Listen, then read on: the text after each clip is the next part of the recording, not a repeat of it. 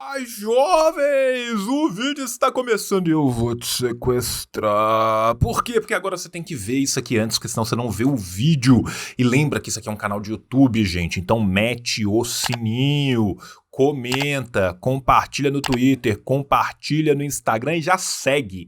Segue o nosso canal de cortes também, que o dia que você quiser ver um vídeo curto, você vê o canal de cortes, o dia que você quiser ver um vídeo longo, você vê aqui, e todo dia você vê os dois, e tatua um QR Code também de ambos, que facilita muito. Tatua na testa, que fica mais bonito. Do outro lado da testa, você põe um berro e escreve realidade. Tá certo? Esse aqui é um trisal, jovens. Trisal poligâmico louco do comunismo brasileiro. Eu, João Carvalho, várias redes aparece, tudo igual, a gente faz branding. E também quem? Rafael Correia, o melhor editor do Brasil e a maior artista gráfica do Brasil, Dona Nuni. João, me libera, João, eu quero ver o vídeo, João, você fala demais. Não. Doe pro tio.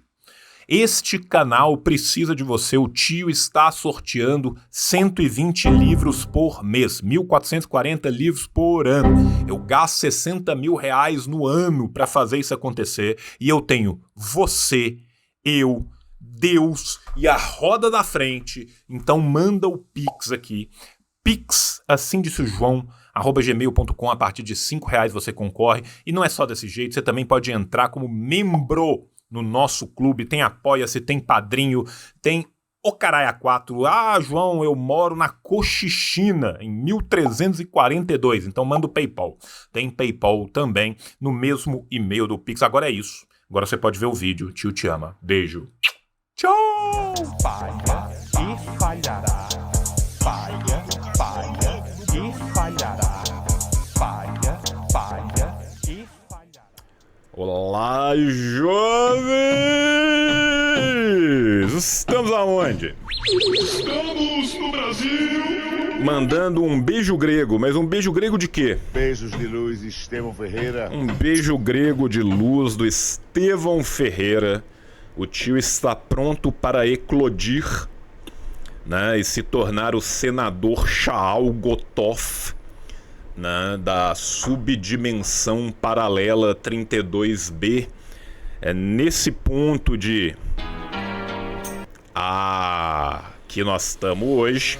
Mas é sempre uma alegria estar aqui com vocês, meus amores. Então, sejam bem-vindos, sejam bem-vindas, sejam bem-vindes e sejam sempre bem-viades, porque começou mais uma octofeira do comunismo brasileiro. E temos aqui, né, o casal mais lindo do Brasil, Menino Arvro e Donana, né, na frente de uma única unidade de um gay e comunista, Ian Neves. Com um corte que me indicaram, lave louça como um comunista, com Ian Neves, né? E assim, gente, tem uns bagulho que são bem básico, né? Não dói, não cai o braço não, viu? Cara, eu já falei aqui milhões de vezes e vou falar de novo. Você que é pai, você que é mãe, você que é tio, você que tem crianças na sua vida, tá? Você que tem crianças na sua vida, ouça Calunguinha. Calunguinha é um podcast que só tem lá no Spotify, tá? Que é simplesmente maravilhoso, tá? O sloganzinho deles é histórias para ninar crianças pretas e despertar pessoas brancas. É um baita podcast. Baita podcast. É maravilhoso. É educativo para um caralho. É muito bem feito, muito bem gravado. Meu sonho de consumo na Calunguinha. O menino chama Calunga, e aí, como ele é uma criança, vai o diminutivo Calunguinha, tá? É maravilhosamente bem gravado. Eu vou até mostrar isso aqui pra vocês, cara, que essa porra é um serviço público que os caras fazem, velho. Vamos lá, Spotify, Calunguinha. Isso aqui, cara, eu ouço com meus filhos literalmente todos os dias. Nós sabemos a porra das histórias de có. Os meninos estão num ponto que eles vão repetindo a história enquanto ela vai rolando. Eu vou pôr aqui pra vocês verem que esse é um puta trampo que os caras fazem. Tá? Olha que foda. Olha os episódios. Laudelina, a líder das trabalhadoras. Tá?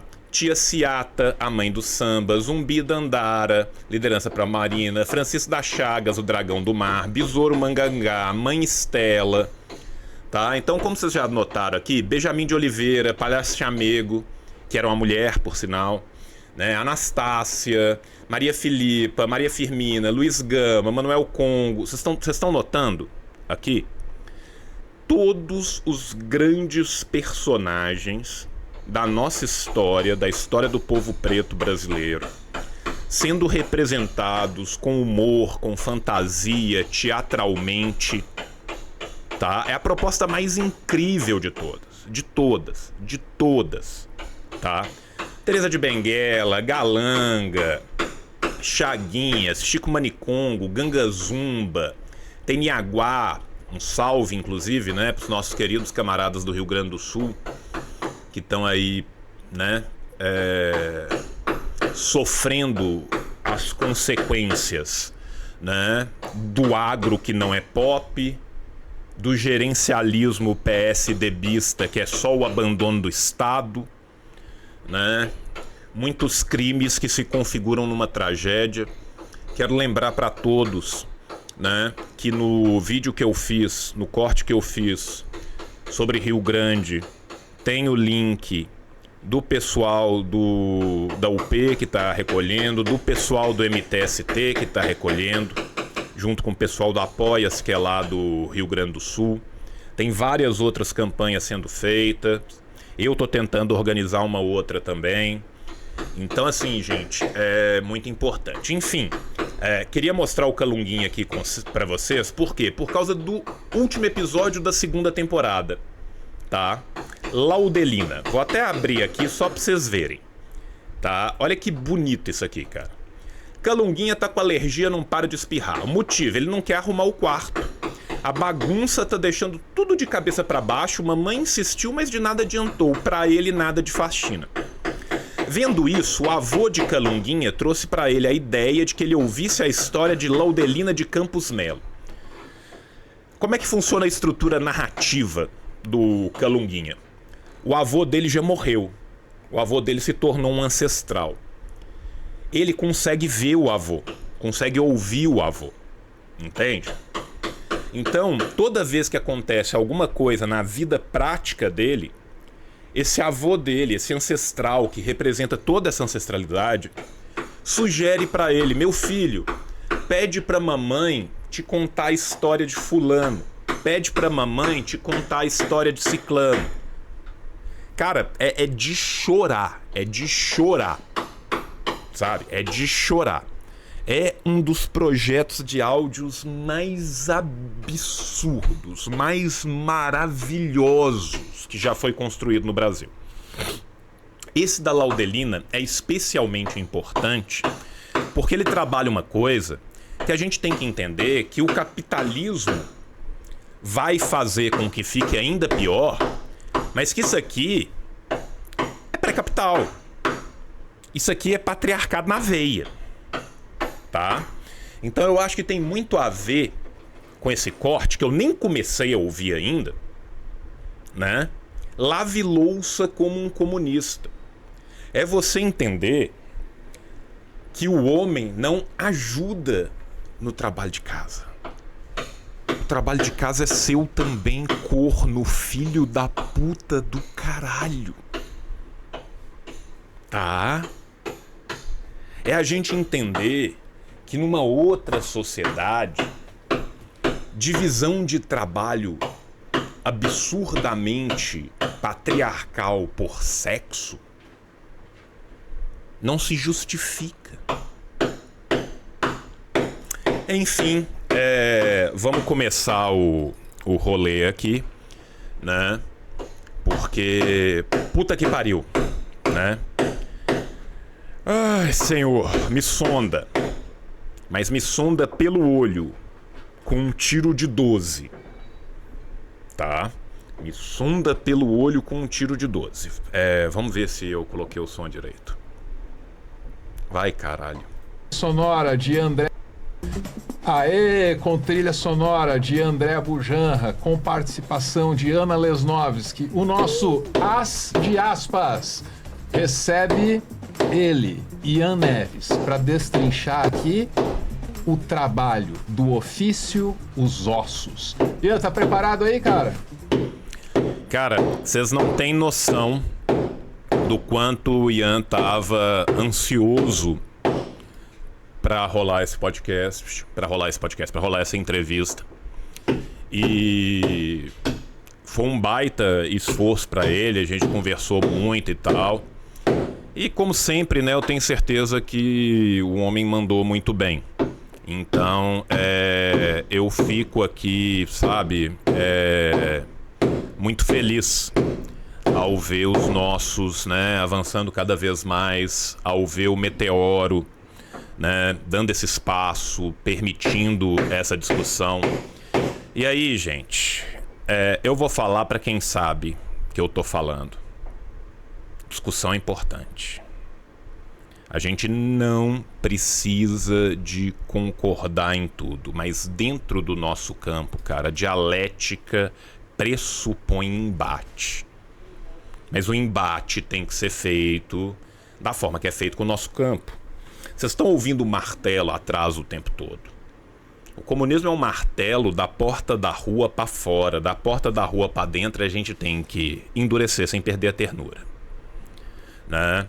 Então, assim, cara, vamos falar de uma forma muito aberta aqui. É muito importante que não haja autofagia entre nós, e isso vai para todos os lados, né? Então vamos tentar, gente, construir essas pontes, cara, porque puta que pariu, cara, né?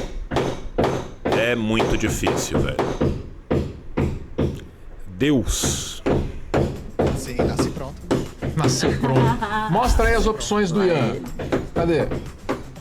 Tá aí. A frase que o Ian vai ouvir e comentar pode ser de Paulo Leminski, um nobre inglês qualquer do século XIX, imperialismo na veia.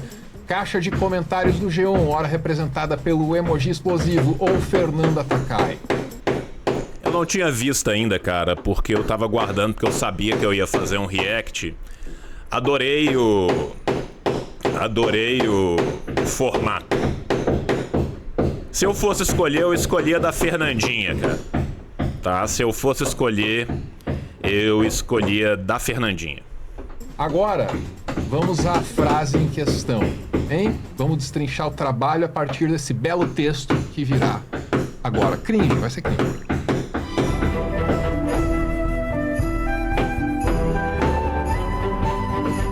É preciso resgatar a grandeza infinita dos gestos simples e elementares, cuidar da vida, curtir a minúcia, lavar a própria roupa, a louça, arrumar a casa, fazer sua comida, tomar banho como quem realiza um ato sacro, recuperar o prazer da prática dos atos primários, saber que ser matéria, caralho e buceta, boca e estômago é uma dignidade e um esplendor.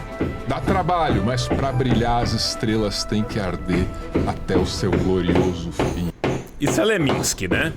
Isso com certeza é Leminski, porque é brutalmente poético, profundo e do nada rola um buceta e um caralho, tá? Se isso não é Leminski, então eu vou estar errado, né? É isso.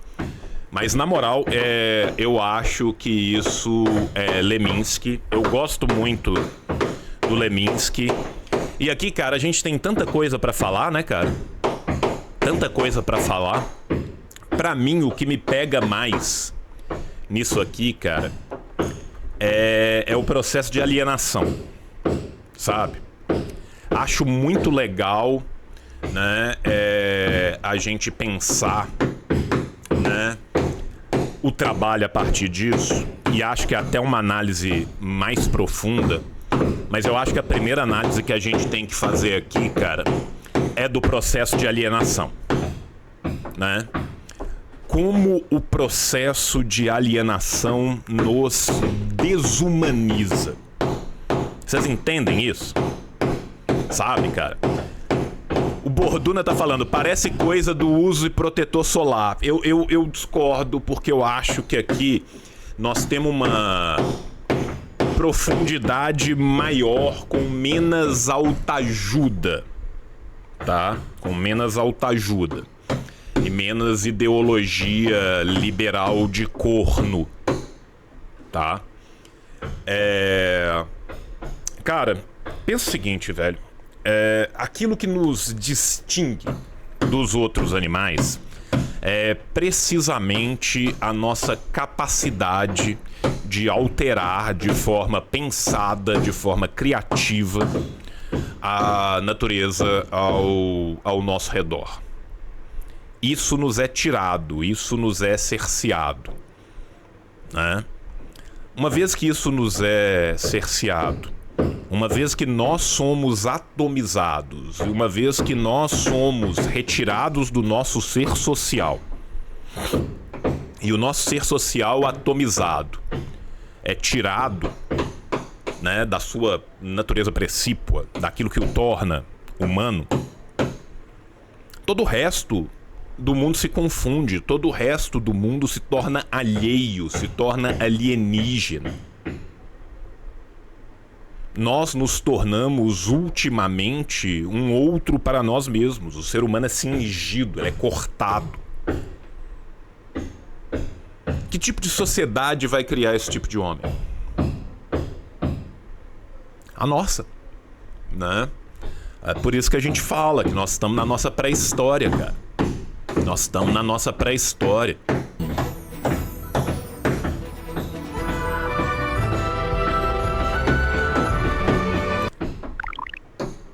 Carai, que pirueta. Bicho, Você não tem a sensação que, tipo, esses caras do parkour estão a um erro da tetraplegia, não, velho? E aí, Ian, aponta lá pra mim. Qual desses 4 aí, meu brother?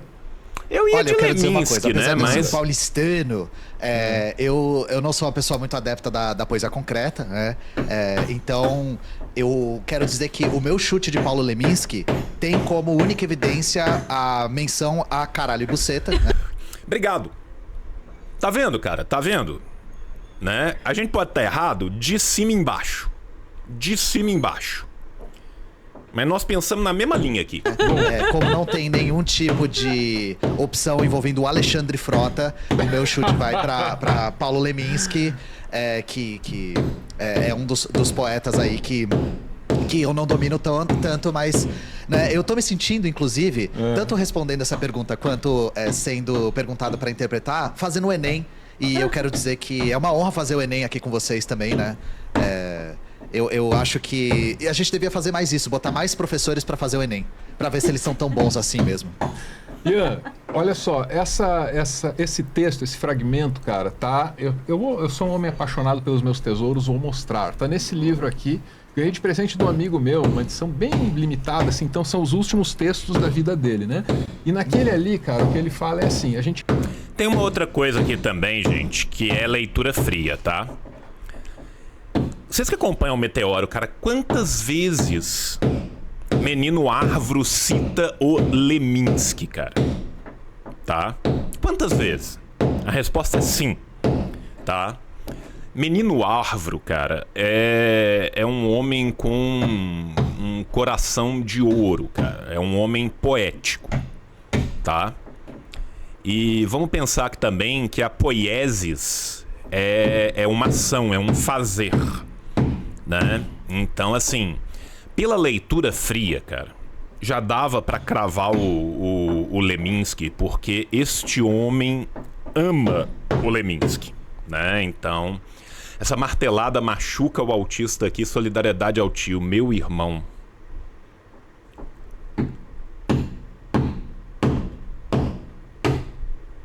A gente vive numa sociedade pós-industrial que nos separa, né? Então tem uma parte dirigente barra mente e tem uma parte trabalhadora barra corpo, né? E esse corpo passa a existir apenas como unidade de produção, em função de muitos problemas sociais que você conhece, sobre os quais você disserta. Olha isso. Olha isso. Cara, o método é bonito demais, velho. O método é bonito demais, cara. O método é bonito demais, velho. Né? Olha que coisa maravilhosa, cara. Olha a leitura do homem. Aonde que o homem chega? Aonde nós todos vamos chegar. Por quê? Porque, infelizmente, nós metemos o óculos do day live, velho. Nós metemos o óculos do day live. Depois que a realidade se impõe, não precisa nem do óculos para ver o consuma, para ver o obedeça. Para entender que tudo que a gente tem a perder são os nossos grilhões e nós temos um mundo a ganhar. Vocês entendem que esse mundo não é só o mundo de fora, é também o mundo de dentro. Vocês entendem que esse mundo não é simplesmente o mundo da matéria, mas é também o mundo interno que se reganha. É o próprio ser que se reganha. Ontologia do ser social. Tohon. Ontos. O estudo do Tohon, do primordial, do ser, desse motor que nos move. Uma foda, meu irmão. Né? E aí, como é que a gente escapa do corpo como mera unidade de produção e não como uma fonte de prazer para mim mesmo? Sendo que eu só sou valorizado pelaquilo que eu produzo, né? E não tenho acesso ao lazer que eu gostaria de ter. E a resposta dele tá ali, a valorização do cotidiano. O que me pega é isso, ó, tomar banho como quem realiza um ato sacro. É foda, não é?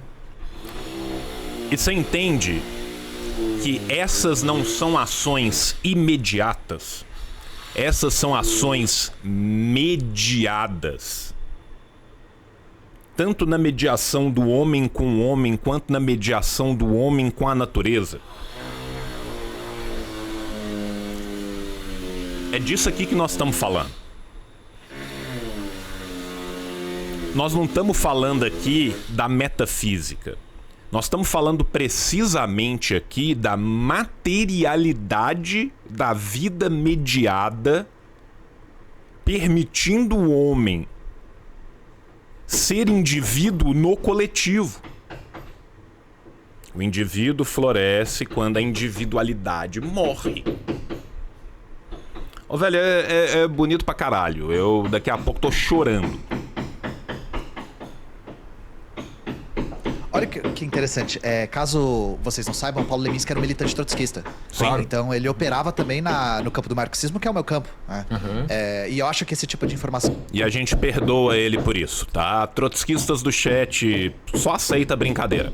Então é interessante pra gente analisar textos que falam justamente sobre trabalho. Né?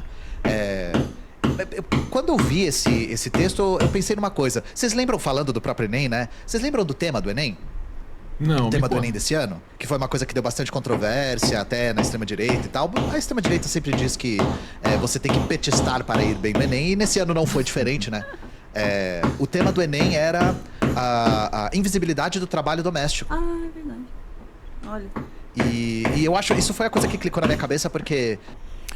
Gente, aqui eu quero voltar lá no Calunguinha que eu falei. Vocês lembram que eu tava lá no começo falando do Calunguinha? A invisibilidade do trabalho doméstico é tamanha que Dona Laudelina, tá? Laudelina de Campos Melo, que foi uma grande organizadora social de um grupo, uma mulher que dedicou sua vida à luta pelo reconhecimento de um trabalho enquanto trabalho. Vocês percebem que o rolê é tão grave, é tão arraigado, a ideologia já cobriu tanto ele, que sequer percebido enquanto trabalho ele era. Vocês já notaram como isso é uma grande pedra de toque, não só para a burguesia, mas principalmente para uma classe média chafurdando na ideologia? Como assim agora vai ter que ter direito? Como assim agora vai ter que ter carteira assinada? Como assim isso vai ser reconhecido como um trabalho? Me devolve as minha mucama. Você entende, cara? Vocês entendem, cara? O grau do desespero. Também me perguntaram muito a respeito desse tema, e como eu responderia, e o que eu acho disso, né? E aí eu acho que, né, nesse poema dele ele fala que é necessário recuperar a grandeza dos trabalhos cotidianos, né? Dos trabalhos pequenos. Bom, tem um pressuposto nesse começo, né? Que é, se nós precisamos recuperar a grandeza, significa que essa grandeza foi perdida. E o que fez com que essa grandeza fosse perdida? Correndo o risco de ser o disco arranhado do marxismo, foi o capitalismo, de fato, né? E eu acredito que o Leminski não discordaria da minha análise, sendo ele, inclusive, um militante trotskista, né? Eu acho que a gente pode, inclusive, avançar mais. Tem muita coisa que o capitalismo cria e tem muita coisa que o capitalismo usa. Entende? Aqui essa diferença. Aqui eu vou ser full Engels das ideias, tá? Full Engels das ideias, tá? O patriarcado não é uma invenção do capitalismo. Mas o patriarcado serve ao trabalho reprodutivo do capitalismo. E a instrumentalização patriarcal da sociedade, da família, do corpo feminino é primordial para sua manutenção. Ao trabalho dos homens proletarizados deve corresponder um trabalho de manutenção que permita aos homens proletarizados continuarem proletarizados pelo maior tempo possível. Há então uma subalternidade do subalterno. Quando a gente fala, cara, das múltiplas expressões, né, da exploração, da expropriação, nós temos que entender que a gente não fala somente da expropriação do trabalho assalariado. A gente fala também da expropriação de um trabalho sequer assalariado, sequer reconhecido como trabalho. Vocês percebem, cara? São múltiplas coisas, mas elas se perpassam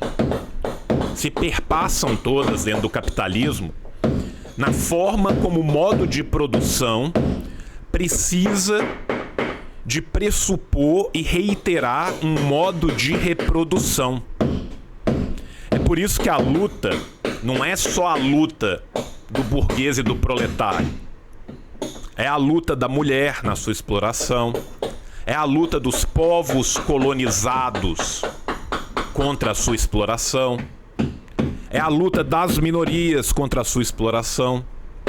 O que a gente não pode é abandonar o todo pela parte. É olhar para a árvore e não perceber a floresta. É por isso que a gente sempre precisa de um feminismo, mas um feminismo marxista. A gente sempre precisa de uma luta antimanicomial, mas marxista, anticapitalista. Percebe? Como que tudo isso é perpassado pelo capital? Os marxistas têm uma visão muito particular a respeito de trabalho doméstico, inclusive. Que é, o trabalho doméstico é, antes de tudo, um trabalho essencial. É um trabalho essencial. É um trabalho que faz com que a gente seja capaz de reproduzir a força de trabalho. Meu Deus, nós falamos a mesma Álvaro, coisa. você disse, nós somos um corpo capaz de produzir valor.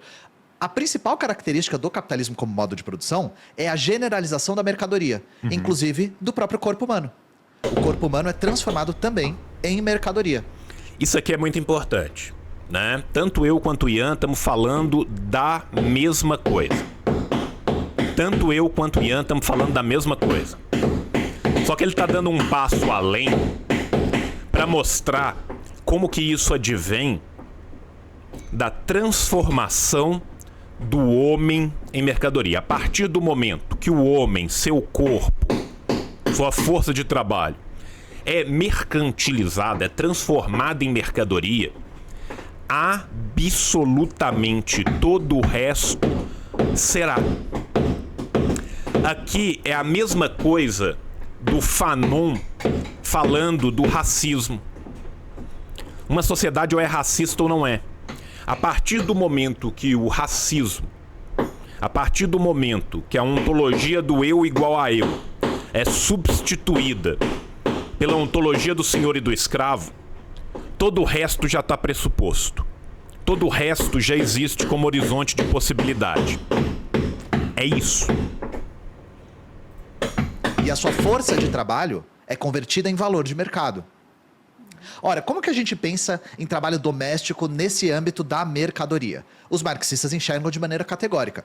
Trabalho doméstico é trabalho não remunerado. E é sim um trabalho que é capaz de valorizar o capital. Porque é o trabalho de manutenção e reprodução da vida. O trabalho do cuidado com as pessoas.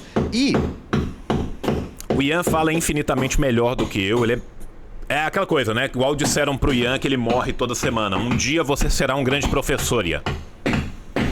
Um dia.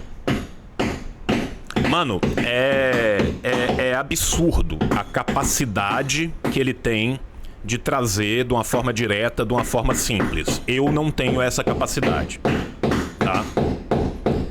Mas é exatamente isso. A gente tem que entender que além da exploração da mais-valia, além da exploração do corpo, da geografia, você tem uma segunda exploração para manutenção dessas redes. E essa exploração, quando ela é naturalizada, e aqui vem o que se aproveita do patriarcado, a naturalização da exploração da mulher. Quando você naturaliza isso, você retira do campo de visão. Você não consegue mais ver, você não consegue mais enxergar e se aperceber da exploração como exploração. Porque aquilo que é social se torna natural. Então esse é um mecanismo, cara, brilhante da exploração. E quanto mais a gente consegue se aperceber dele, mais a gente consegue combatê-lo. A gente não consegue combater algo que a gente não compreende. É por isso a importância do ferramental teórico. É evidente para todo mundo, não precisa ser um marxista para enxergar isso, que esse trabalho fica relegado a um determinado gênero. Eis o tema do Enem, né?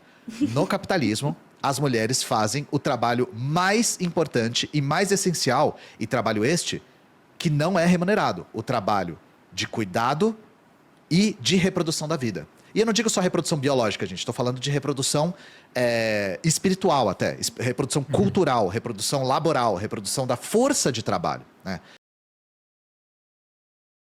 Aqui eu vou me permitir fazer um outro adendo. Essa reprodução não pressupõe somente o trabalho físico, o trabalho material dessa própria reprodução.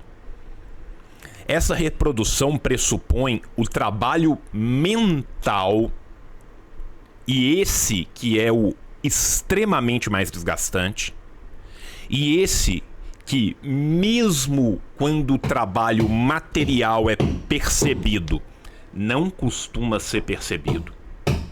E aqui todos nós homens temos que estar atento a isso o tempo inteiro.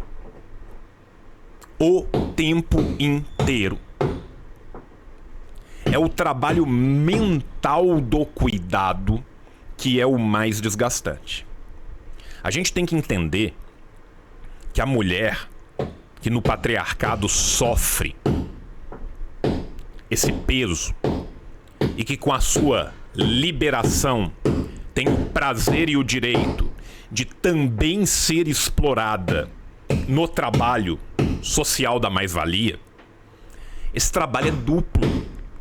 Esse não é somente um trabalho executivo. O trabalho mais pesado é o trabalho do planejamento do trabalho executivo. Essa jornada não é dupla, essa jornada é tripla. Porque ela não pressupõe apenas a execução do trabalho, ela pressupõe também a concatenação desse trabalho. Não é simplesmente lavar uma louça quando a tua companheira te pede. É se aperceber que você não precisava de ser pedido. Entende? O desgaste maior é esse que vem cá de trás. O desgaste maior é o desgaste mental de ter que olhar o tempo inteiro para o mundo inteiro à volta e ter que saber o que cada um vai precisar. E para nós que somos criados dentro de uma sociedade patriarcal, é muito difícil de se aperceber disso. Isso é um aprendizado constante. Isso a gente tem que lutar contra isso o tempo inteiro. Sabe por quê, jovens? Porque enquanto o menino tá lá brincando de carrinho e o povo batendo palma quando ele é misógino e machista, a mulher tá lá desde o começo aprendendo com a mãe como manter a casa, como manter os irmãos, qual roupa que vai para qual lugar, qual o trabalho que tem que ser feito em qual ordem, o que o dia a dia pressupõe. Vocês percebem isso, gente? Que é muito pior esse que tá atrás do que o que tá na frente. E aí, o que o Leminski diz, né, é de recuperar a grandeza dessas pequenas coisas.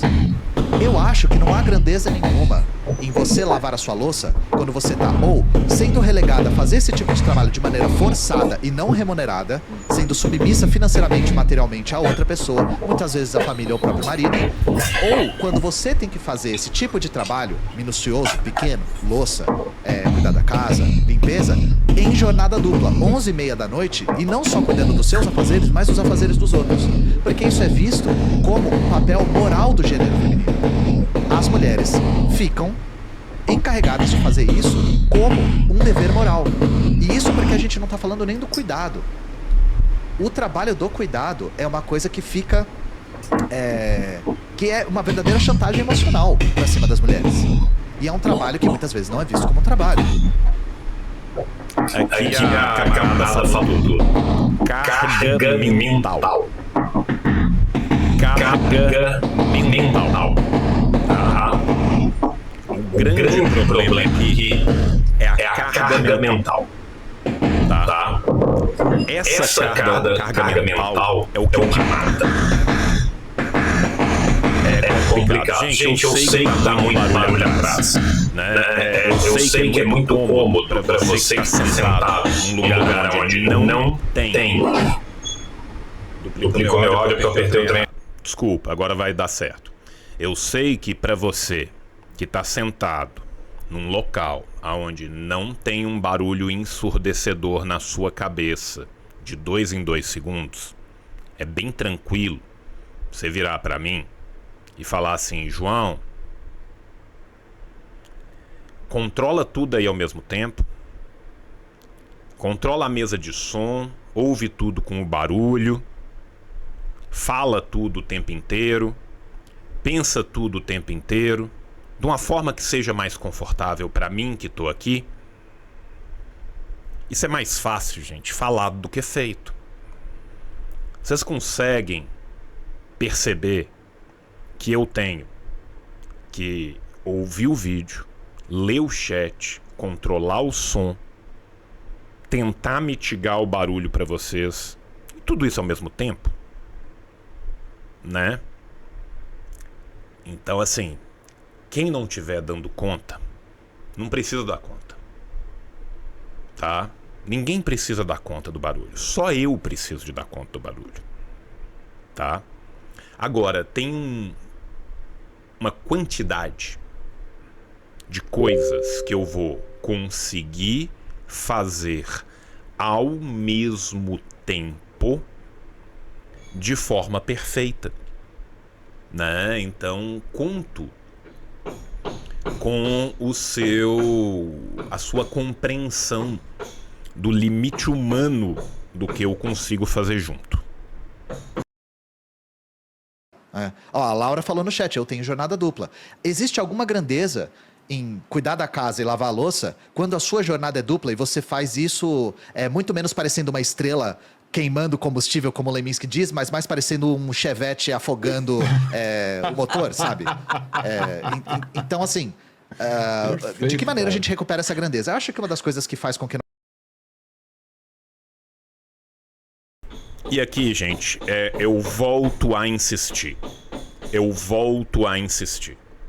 Essa jornada não é dupla, essa jornada é tripla. Tá? Essa jornada é tripla.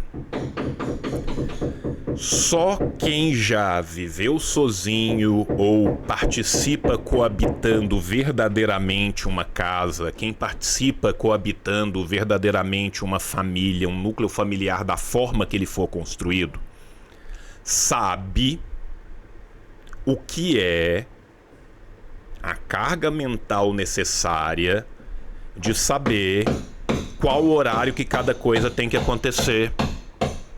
Gente, menino não toma remédio sozinho, não veste roupa sozinho, não vai pra escola sozinho, não faz dever de casa sem ser chamado, comida não fica pronta sozinho, comida não aparece dentro da estante. A roupa suja, ela não se lava por conta própria. As coisas na casa sujam. Não sei se vocês já perceberam, mas banheiros são entupidos de fezes e urina. As coisas precisam de manutenção.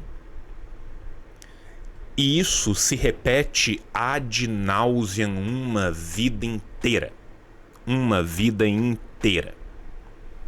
São os filhos, é o marido, é a rotina inteira da casa, é a rotina do trabalho. Que tempo que sobra para uma pessoa ser? Sabe? Que tempo que sobra para uma pessoa ser enquanto ela apenas é? Enquanto ela apenas faz? É isso que a gente tem que se questionar também. A gente tem que lutar contra isso. E isso significa, gente, que não vai existir trabalho doméstico. Não, não. Isso significa dizer que não é simplesmente uma vez que alguém te cutuca, você vai lá e faz. Isso é tão seu, essa pica é tão sua quanto dela, dele, dele, independente qual seja o teu núcleo familiar. Se este trabalho é dividido, se este trabalho é coletivizado, ele vai pesar diferente. Ele vai ser símbolo também de reconhecimento. Entende? Pensar nesse senso de coletividade é pensar no indivíduo. Coletivizar esse tipo de trabalho é reconhecer que cada indivíduo é um indivíduo e é igual. É fácil? Não. Mas como disse nossa querida Angela Davis, a liberdade é uma luta constante, gente. Lutem. Calma aí que toda hora eu tenho que fechar uma coisa e abrir outra coisa. Por isso que vai demorar mais as transições. que nós marxistas tenhamos uma ligeira diferença a respeito de outros campos progressistas é que a gente se preocupa muito com as propostas. Então, de que maneira a gente recupera esse tipo de prazer nas pequenas coisas, né? No labor, no trabalho manual das coisas que são necessárias para a nossa manutenção como seres humanos, né? Como o Leminski diz recuperar, eu não sei exatamente a que período ele está se referindo. Eu nunca gosto muito de falar em recuperar porque a gente cai num erro de lenda dourada, de no passado que era bom. E eu acho que se a gente for investigar o passado, principalmente o Brasil que tem um passado colonial, a gente não vai encontrar muita coisa que a gente gostaria de reviver. Então, como um bom comunista, eu vou pensar no futuro, né? Vou pensar no socialismo. E de que forma os socialistas enxergam esse tipo de trabalho doméstico. Bom, tem um texto muito genial da Angela Davis a respeito de trabalho doméstico, que eu recomendo muito. É um texto que está lá no livro Mulher, Raça e Classe, da Angela Davis. E o que a Angela Davis diz? Nós socialistas temos uma visão de não girar a roda da história para trás. Então não é fazer com que, por exemplo, as mulheres voltem a construir as próprias velas e costurar as próprias roupas. Nós vivemos numa sociedade pós-industrial. Por que não industrializar também o trabalho de cuidado da casa e dos afazeres domésticos?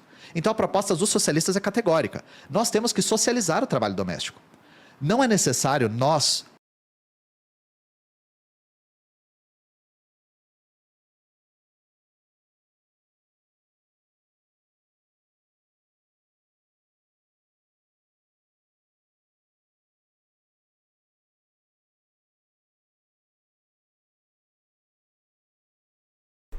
Desculpa, né? Eu tô falando no mudo aqui. Isso aqui é a minha tentativa enlouquecedora de controlar todos os barulhos e o mundo à minha volta enquanto eu faço o react.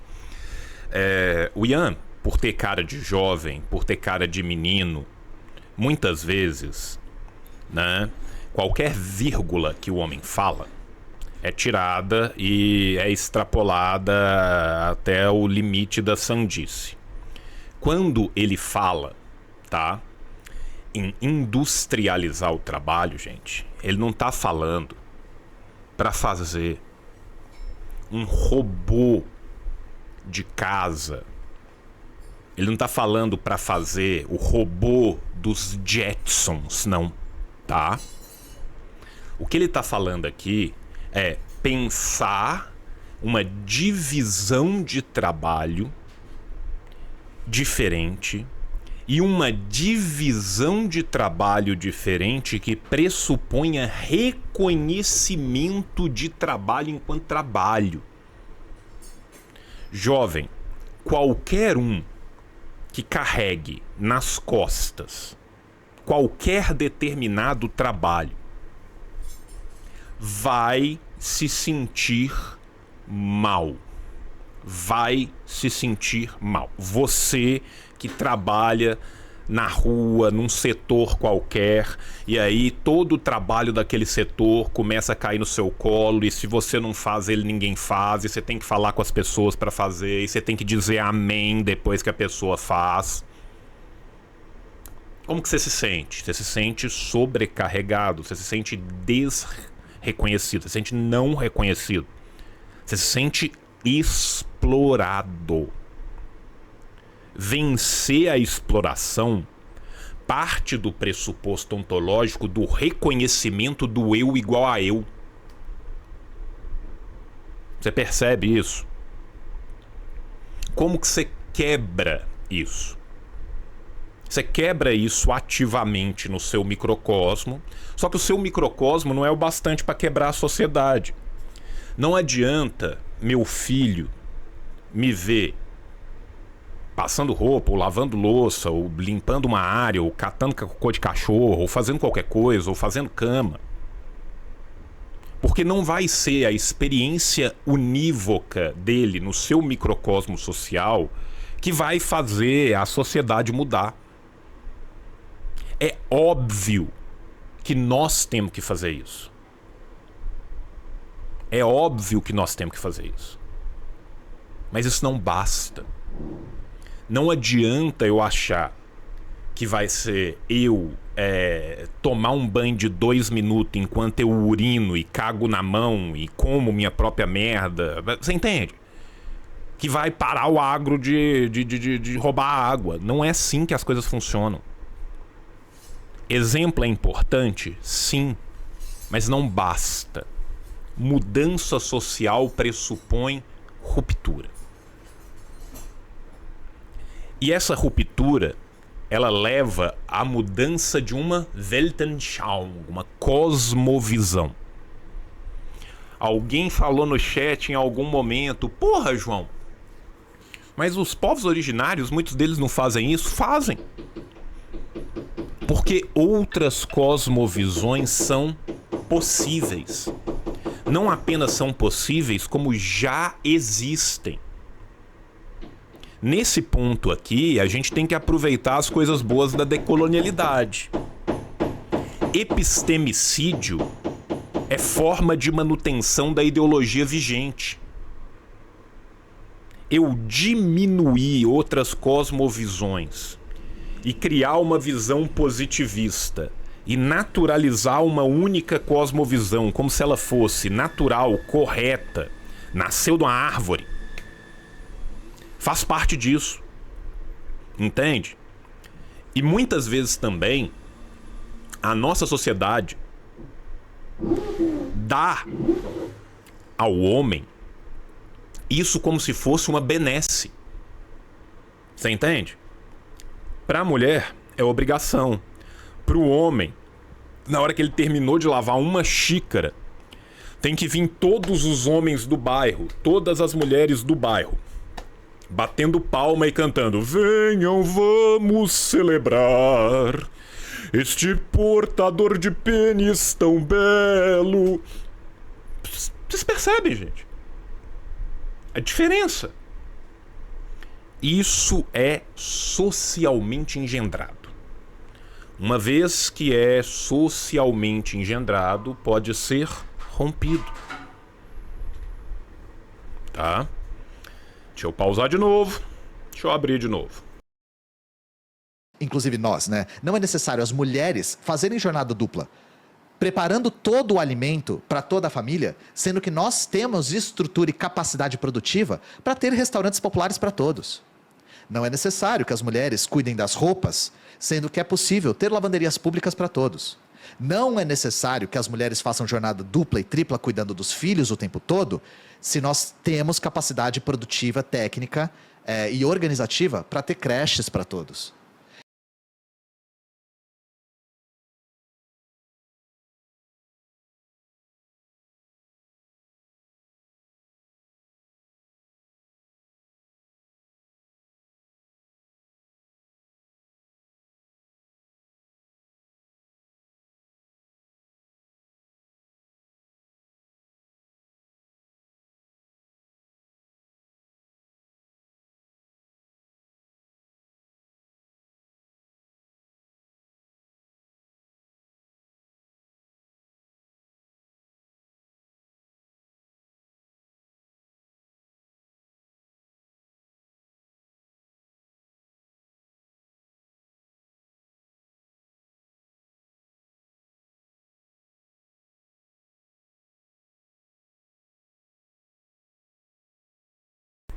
Continua mudo, né? Continua mudo, velho. Vocês não têm noção, cara, de como que tá a cabeça do palhaço. Eu vou ter que editar essa porra 200 vezes. Vai me dar um trabalho do cão essa porra.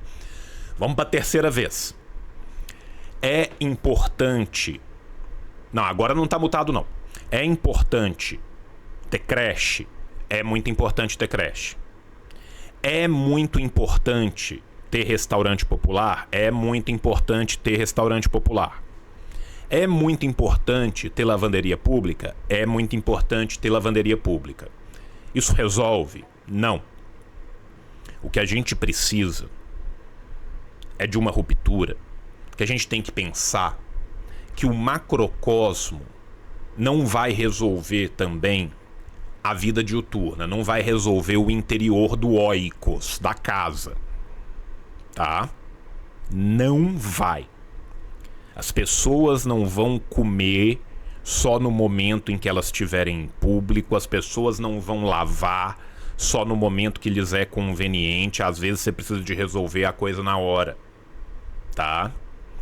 Então, meu irmão, o que a gente precisa é de outro modo de produção que enseje uma revolução cultural, que enseje um novo modo de visão de mundo, que se dá numa educação que seja verdadeiramente politécnica. Aqui, gente, eu vou voltar na Ana Dias da Krupskaya. Quando se pensa numa educação politécnica, ela percebe a ligação dialética do macrocosmo com o microcosmo, do oikos da casa com a sociedade, com a ágora. A educação politécnica que foi lutada, que foi construída via pedagogia soviética, e aqui eu vou falar o nome de todo mundo, porque todo mundo merece: Krupskaya, Makarenko, Pistrak, Shulgin, Vygotsky, ela pressupõe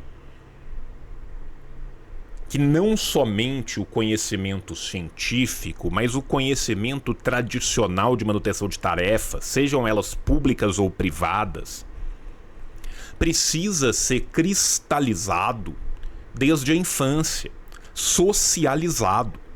A tarefa é uma tarefa humana. Ela não é necessariamente uma tarefa feminina ou masculina, tá? Então, assim, é óbvio que numa outra sociedade vindoura, tá, a gente vai ter outras construções, tá? O que é materialismo histórico e dialético? Pode me explicar? Agora não. Você tá aqui para causar, tchau. Vê os vídeos que tem no canal que você vai aprender alguma coisa. A gente tem que entender, tá, que isso precisa de ser construído em longa duração, que isso pressupõe ruptura, e que isso não é somente uma tarefa unívoca de cada um. Isso é uma necessidade de construção social.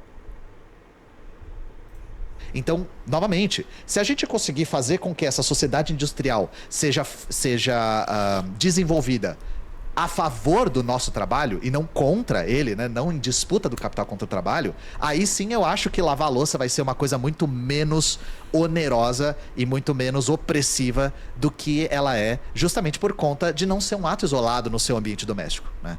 É um ato que está, digamos assim, pode ser a ponta de um iceberg imenso da maneira como a gente atua como massa trabalhadora no capitalismo. Falei demais.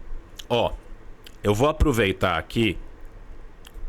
Nossa querida companheira Bruna aqui falou: João, fala um pouco sobre o livro A Metade do Céu, da Claude Breuil, que vai ver a Revolução Cultural e vai ver, né, como que se dá de fato, né, a participação das mulheres nesse processo. E aqui, gente, eu não precisava falar da Claude Breuil, eu podia falar da Josina Machel. E se eu quisesse também, eu podia ter citado o Thomas Sankara. Sabe por quê, gente? Porque em todas as experiências do socialismo real, e eu podia voltar para Kollontai, e eu podia citar a Krupskaya, eu podia voltar lá atrás na Clara Zetkin, tá? Eu posso falar da Safiotti, mas falando das experiências do socialismo real, toda experiência do socialismo real lutou para que isso fosse mudado, inclusive na pancada, tá? Inclusive na pancada. Não é simplesmente fazer uma linda campanha, tanto para tirar a mulher simplesmente de dentro da casa para a sociedade, como colocar também o restante da sociedade para dentro da casa. Vocês entendem? Isso é uma via de mão dupla. A socialização do trabalho é a socialização do trabalho. Qual trabalho? Sim. Não é à toa que as propagandas dos anos 50 nos Estados Unidos colocam a mulher como um escravo sexual servil, enquanto as mulheres na União Soviética estavam se formando sendo piloto de caça e cientista espacial.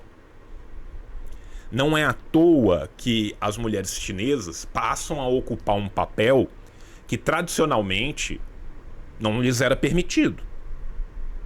Olha o que era a sociedade Xin, olha o que era durante o confucionismo. Então, gente, isso perpassa toda e qualquer experiência do socialismo real.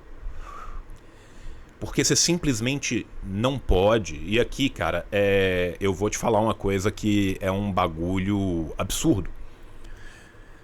Você acha que você pode abrir mão de 50% de uma sociedade para qualquer tarefa? Nós temos uma divisão basicamente equitativa. Normalmente é um pouco mais de mulheres, mas assim, 51-49. Você acha que você pode abrir mão de 49% dos homens no trabalho doméstico e 51% das mulheres em outros trabalhos? Não pode. É burro. Por mais que tenha todo um outro motivo para isso, bastaria o motivo econômico. Bastaria o motivo econômico. Tá? Por que eu tô falando aqui? Porque tem gente que só entende quando vê número e cifrão. Pra você que só entende quando vê número e cifrão, eu te conto, é burro. Pra você que tem empatia, aí você pega o resto do vídeo. Mas, gente, desculpa, Não, eu sou... imagina. Dizem que professores de história adoram ouvir o som da própria voz, né? E eu nem consigo dizer que isso não é verdade, sabe? Ian, eu percebo assim que a conclusão inevitável da tua fala é a de que até para aproveitar essa minúcia, até para achar esse prazer, né, de quem lava o corpo como se fosse um ato sacro, vai alguma luta, não é isso, Ana? Vai sim.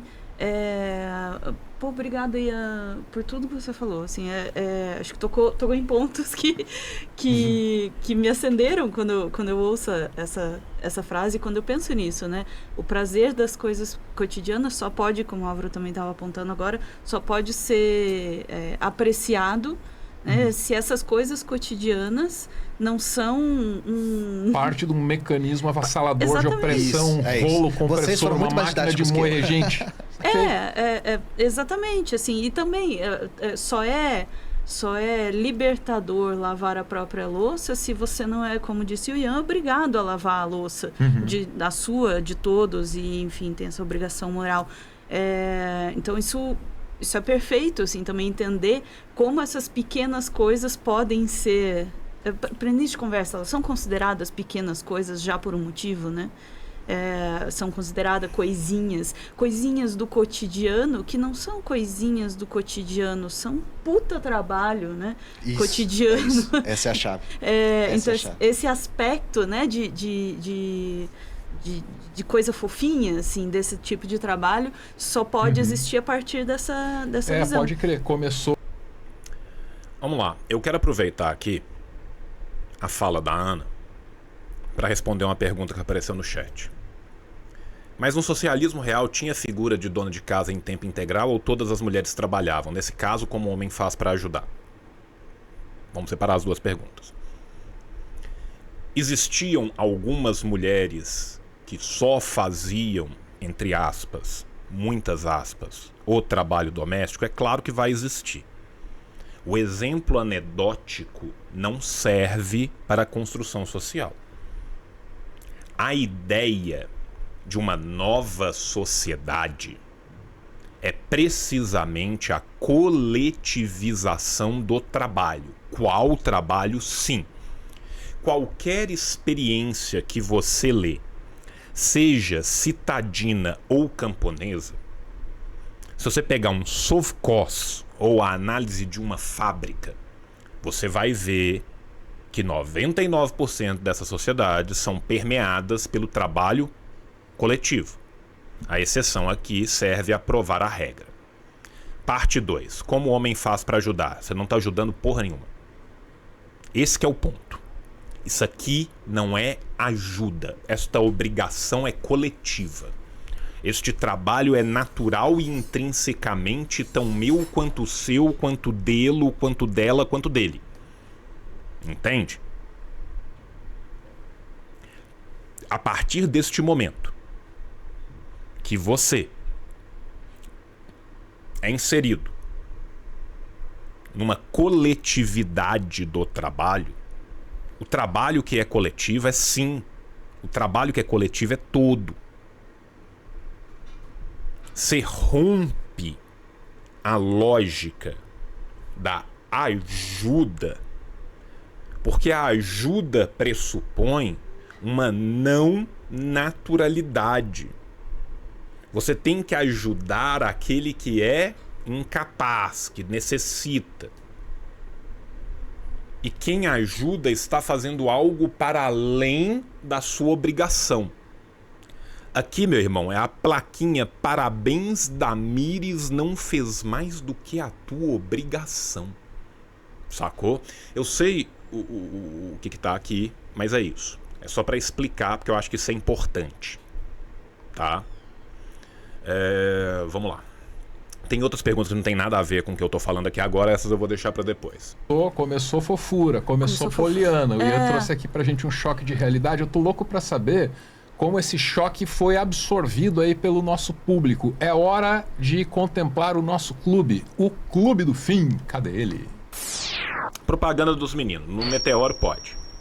É a hora de você participar. Ó, nosso clube tem um grupo lá no Telegram. Delícia essa tela! Você pode mandar, Oi, você pode mandar suas considerações pra lá. Também tem a galera aqui do YouTube. Teobaldo, Olha esse tie-dye, manda lá cara. pra nós. O Victor Penacho trouxe aqui, sem falar que é um peso fazer qualquer coisa sozinho, seja trabalho doméstico ou financeiro.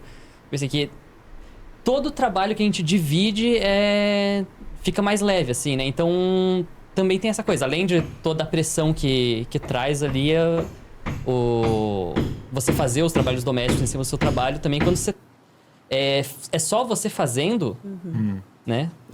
É um trabalho dobrado, praticamente. Acho que os apontamentos aí vão sobre a divisão do trabalho, né, cara? Que é um assunto bem importante no ambiente doméstico, né? Tem toda uma mudança cultural. Divisão do trabalho. Olha que coisa legal. Vocês já notaram que o termo, divisão do trabalho, ele não é o termo completo? Qual que é o termo completo? Divisão social do trabalho. Quando você fala divisão do trabalho, você esconde o social. Por que é necessário esconder o social? Porque você precisa de esconder o social para naturalizar. Percebe a diferença? Se essa divisão é social, se ela não é natural, ela pode ser refeita, ela pode ser mudada. Vem de décadas, com as mulheres chegando no mercado de trabalho, todo esse papo é isso. Influencia até a visão que se tem da masculinidade, né, cara? Não tinha Tranquilo demais, cara. É só importante pra gente falar, porque isso é uma coisa que é tão arraigada, que é tão pressuposta, que é tão naturalizada, que passa. Entende? um debate idiota aí sobre homem lavar louça. Lembra? Eu queria comentar um pouco sobre isso, porque todas as vezes que eu falo de trabalho doméstico, não só eu, quando outros camaradas comunistas falam sobre trabalho doméstico, geralmente os comentários vêm nisso. Ah, você deixou de lado a necessidade de fazer com que os homens dividam esse trabalho doméstico com as mulheres. Então, a questão não é que eu deixei de lado. A questão é que a gente tem aí, acho que uma discordância de método a respeito da solução desse tipo de problema. Por quê? Claro que é necessário os homens, sejam filhos, maridos, pais, dividirem o trabalho doméstico. Mas aí a pergunta que fica é: a gente vai atingir essa divisão através do convencimento dessas pessoas? Então, seria a solução campanhas de conscientização dos homens a respeito de como eles precisam fazer isso. E aí, através dessa campanha de conscientização, os homens tomariam de verdade consciência? E aqui, gente, vamos ser muito prático e muito direto, né? É óbvio que a gente acredita numa futurologia aonde os próprios problemas, à medida que eles vão sendo resolvidos, vão gerar novos problemas. Essa dialética é constante. Isso é uma futurologia. Por enquanto, o que a gente tem é o grande livro de Amin Kader, Vigiar e Punir. Tá? Vou dar um exemplo aqui, a Albânia. A obrigação da divisão do trabalho era uma obrigação legal. Quem não fazia ia preso. Pra mim, meu irmão, belo e moral, meu antipunitivismo termina no machismo e na misoginia. Foda-se. Conseguiu aprender por bem, bem. Não aprendeu por bem, amém. Tá? João, você é um stalinismo, um maoísmo, um gonzalismo, que é o novo stalinismo, um braísmo. Foda-se. Foda-se. Chegará um dia que talvez não seja mais necessário. Daqui até lá, meu irmão, obrigatório. E é isso. E pronto. Sabe? Ninguém dos trabalhadores vai ter problema nenhum quando a gente expropriar a fábrica. Fica tranquilo que nós vamos expropriar a fábrica de mulher também. Nós vamos expropriar a patriarcalidade também. Quem tá achando ruim tem uma tesoura da Mônica e um canavial esperando e foda-se, meu irmão. Foda-se. De que eles precisam fazer esse trabalho doméstico? Desculpa, Bom, mas eu vou tô rindo antecipar a resposta marxista, né? Eu queria ouvir de vocês também, mas eu queria antecipar a resposta marxista. Não. Esse tipo de convencimento não é que ele não é desejável, ele não é possível. E por que ele não é possível? Porque a razão pela qual o trabalho fica relegado às mulheres não é uma razão só moral. A moral é a desculpa, a razão é material. E a razão material que nós marxistas enxergamos da submissão da mulher ao trabalho doméstico, inclusive isso está no texto da Angela Davis e de várias outras marxistas, né, soviéticas, alemãs, que foram importantes ao longo da história, desde o século XIX, a raiz... Ele literalmente tá falando da Krupskaya e da Clara Zetkin, tá? Vai, Apolo. Kollontai também, eu falei da Kollontai também, muito bem lembrado. disso é a opressão da mulher como classe. É o fato de que a mulher não consegue, ela é excluída dos mecanismos de poder prover para si mesma. Então eu dou um exemplo que foge totalmente assim das experiências socialistas. Uma das coisas que evidenciou isso pra gente foi o Bolsa Família. O Bolsa Família, que vai para a mão da mulher, da chefe de família, conseguiu emancipar várias mulheres da submissão ao trabalho doméstico, que era uma submissão feita à força por conta do poder econômico dos maridos da casa. Então, para resumir a ópera aqui, a gente acredita que esse trabalho doméstico ele não vai ser dividido se nós fizermos uma campanha de conscientização dos homens. Ele vai ser dividido, e perdão pela categoria aqui da minha fala, à força. Tem que ser a força. Ele vai ser a força. Desculpa, Apolo. Desculpa, Apolo. Mais uma vez. E é isso, gente. É isso. E vai ser a força como? Fazendo com que as mulheres façam duas coisas. Consigam providenciar o seu próprio sustento e a sua própria materialidade como seres humanos e, mais importante do que isso, participem da vida política tanto quanto os homens. Para dar um exemplo prático aqui. Olha só, mas que loucura. É quase como se o pensamento materialista fosse dialético. Olha que loucura. É quase como, né?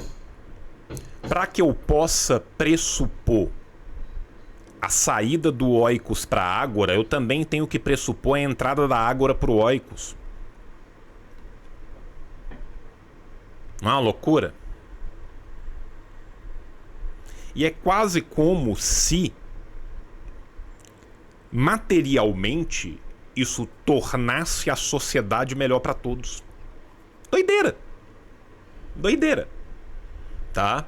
Ai, mas cadê a minha liberdade individual de explorar a mamãe? No teu cu, rapaz.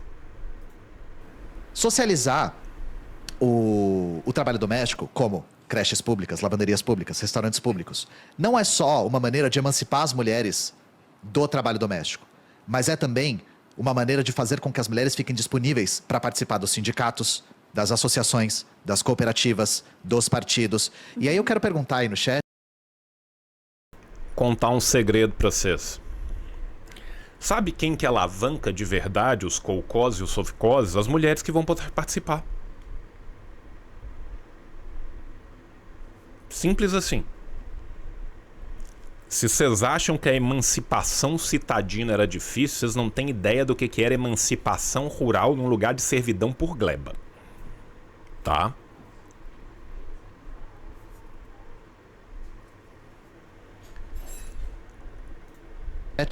Quem de vocês, mulheres, já deixou de militar ou de se organizar porque não tinha tempo, não conseguia encontrar nenhum espaço para conseguir exercer a sua função política? Isso é uma coisa que nós ouvimos das nossas camaradas militantes o tempo todo. Muitos homens só podem militar porque as mulheres estão em casa cuidando dos seus filhos. A gente vê exemplos disso, inclusive, em grandes militantes comunistas. A própria filha do Che Guevara diz: meu pai nunca estava em casa. Meu pai podia militar, como um grande homem que foi, e foi mesmo, porque ele tinha uma mulher cuidando dos filhos que ele ajudou a fazer. Então, entendem? Esse tipo de coisa é primordial. E é isso que eu estou querendo dizer com esta divisão. Contar um segredo pra vocês. Durante a pandemia, eu militava em um lugar e Nayara era responsável por leitos de Covid em Minas Gerais. Essa mulher trabalhava 27 horas por dia. Eu estava junto com o grupo do Itamaraty, que estava tentando organizar os voos para tentar repatriar os brasileiros. E aí, esse lugar que eu militava decidiu fazer as suas reuniões por volta de 11 horas. 11 horas da manhã, Nayara obviamente não estava em casa, eu estava fazendo um bebê dormir com um sling enquanto eu cozinhava o almoço para o outro filho. E aí eu virei pra galera e falei: olha, eu não tenho condições de estar presente numa reunião nesse momento, porque eu tô fazendo 2 ou 3 coisas ao mesmo tempo e eu preciso de manter isso. No que eu ouvi de vários homens, ninguém faz almoço esse horário. Dá teus jeito aí.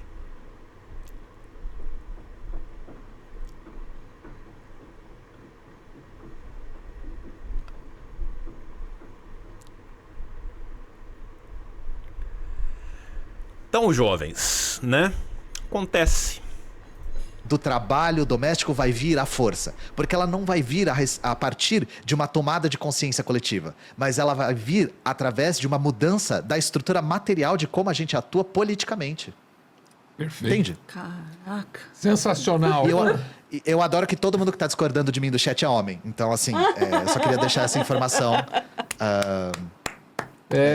Eu acho isso, assim, piada pronta. A mulherada sabe? tá concordando ali. Eu vi a Giza aqui, a Ana que bateu palma e tal. Tá tudo certo. Ana, algo a acrescentar sobre esse? Ou quer passar para a próxima aí? Algo muito curto. Só Manda. não vale dizer, galera, não, mas eu ajudo também a lavar a louça. Afe Maria. Eu ajudo com os filhos, né? Não, eu ajudo a minha esposa a cuidar dos filhos em casa. Se Meu você Deus. pensou nessa frase agora, para e pensa um pouquinho. Por que é que você construiu ela assim? Pensa. Segura aí no seu coração. Aê! É terrível.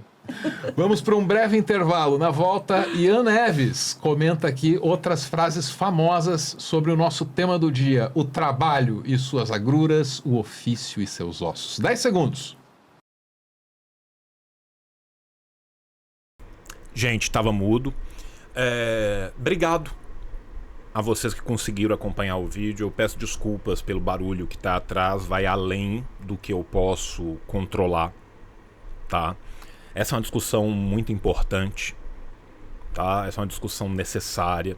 Eu espero que a gente tenha conseguido contribuir com essa discussão que precisa ser feita diuturnamente, tá? Um beijo para todos vocês. Até a próxima. E tchau, tchau!